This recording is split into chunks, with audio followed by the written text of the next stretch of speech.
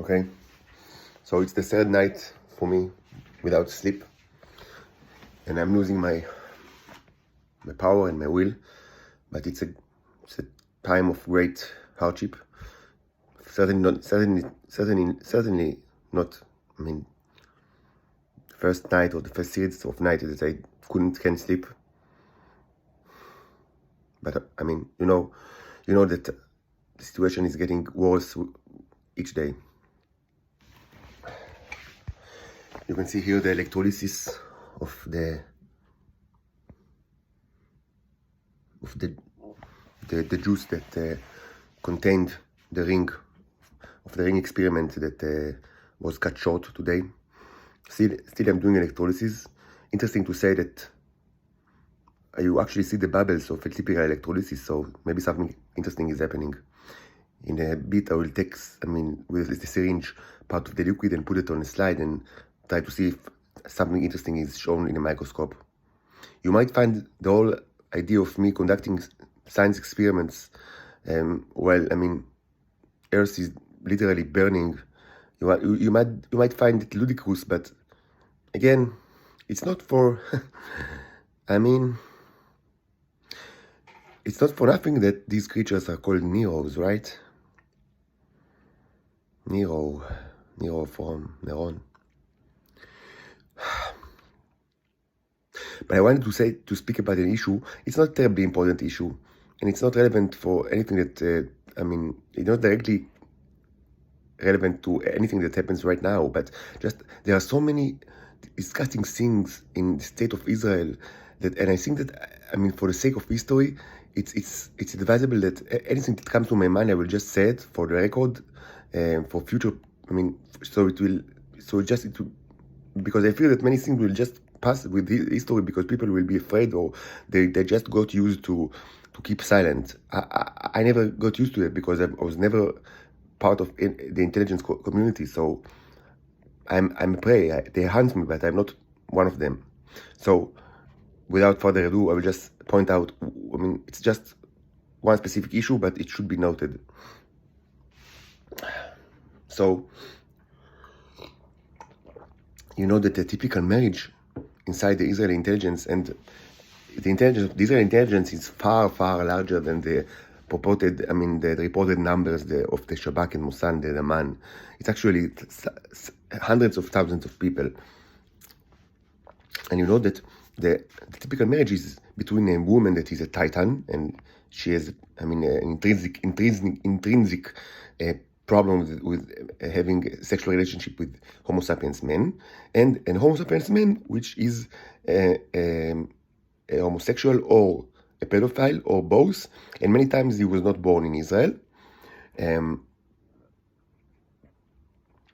came to Israel as part of a deal with the Western countries, and it's also should be noted, and I spoke about it at length on the Twitter stage about a month ago, that many of them, especially those that are in their 60s and 70s right now, the generation of my father and of Shaul, the current husband of my mother, they are sons of the first generation that started the Venus scandal, at least in modern times. And they have special characteristics that I spoke about it, a while ago. So, one could be inclined to ask, if the woman is actually a slave, which is true, the woman is a slave in this kind of marriage, how are divorces possible? If it's not really a family, if it's something completely different, it's some kind of work relationship where the husband is the captain, the boss, and the woman is a slave, and she's used to do whatever they told her, what's the meaning of divorce in such cases? For example, my own parents divorced when I was about maybe 5 or 6 years old. I remember very little from the time that they were married, and I'm not going to romanticize it. It was a typical marriage between, it was atypical for a number of reasons that some of them I already noted in the past, but basically it was a typical, fake family, Israeli fake family. The husband was part of the military intelligence, part of the Israeli intelligence, and he belonged to a family with strong roots in the Israeli intelligence. and the mother was a foreigner, which was used as a slave. Nothing nice to say about it, but I mean, how come they divorced? And I mean, the marriage wasn't really didn't last that long. I mean, mine lasted much shorter than that. But I mean, I think that they were together maybe 9 years. I mean, including dating and marriage, and they had 3 sons. I mean, what really happened there? So I'll tell you the answer. I mean, and again, I don't want to romanticize it or to say that they were like a good couple. And I mean, sometimes people have these ideas, false ideas about their parents. I know exactly what they were. He was a captain in the Israeli intelligence, and she was a slave. That's, no way nice to say it. But what's the meaning of divorce in this context? So it took me, I didn't sort of think about it a lot, but recently, I had also sort of interactions with people, and now I understand. I mean, perhaps it will sound obvious to you, and maybe what I'm going to say now will sound absolutely preposterous. I don't know. But anyway, I'll just say it. Divorce is just a punishment that is inflicted generally on the husband, but sometimes on both of the. It's inflicted on both of them. If it's only the wife that requires discipline, mostly they have ways to torture her, and they do it anyway without the need to put more burden on both of them, such as divorce. So in general, divorce is related to a crime in the eyes of the Israeli Shabak or Mossad that was done purportedly by the husband, and sometimes by both the husband and the wife. So if he refuses to do something, or he doesn't behave well according to the 6 standards, one of the way to put him in line is to force divorce on him. And if they have children, maybe young children, that will be greatly affected throughout their life from such event, as it is known to be. Fuck it. So what? So fucking what?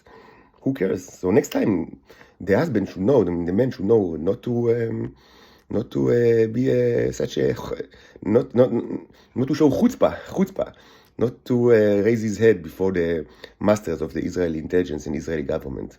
And that was the case with my father. And after the fact, I know that many times my father had he's really, he's kind of strong-willed and very, very, he likes to view himself as independent and to be a troublemaker. And I know, and I don't want to portray him too romantically, because he has done,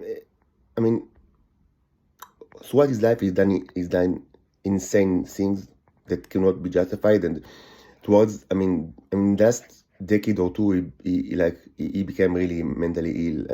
To the fact that is kind of even dangerous to be around. So let's not make it nicer than it is.